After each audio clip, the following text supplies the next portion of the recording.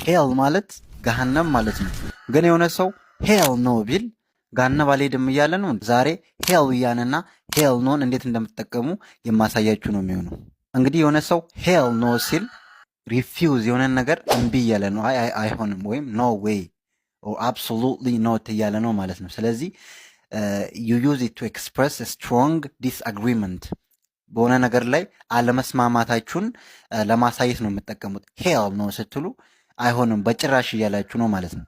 ለምሳሌ ወነ ክሊን ዘ ቶይሌት ቢላችሁ የሆነ ሰው ሄል ኖ ዛስ ዘ ወርስት ቾር ኤቨር ትላላችሁ ማለት ነው። ስለዚህ በሆነ ነገር አለመስማማታችሁን ኤክስፕረስ ለማድረግ ነው ሄል ኖ ነው የምትጠቀሙት።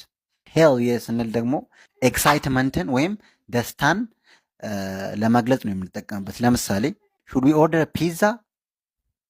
ሄል የ አም ስታርቪንግ። ይሄ እንግሊሽ ዊዝ ታሪኩ ነው። ለዚህ ፔጅ አዲስ ከሆናችሁ ፎሎ እያደረጋችሁ እንዲሁም ዩቲዩብ ላይ እንግሊሽ ዊዝ ታሪኩ ብላችሁ ዩቲዩብ ቻናሌን ሰብስክራይብ እንድታደርጉ ይጠይቃሉ።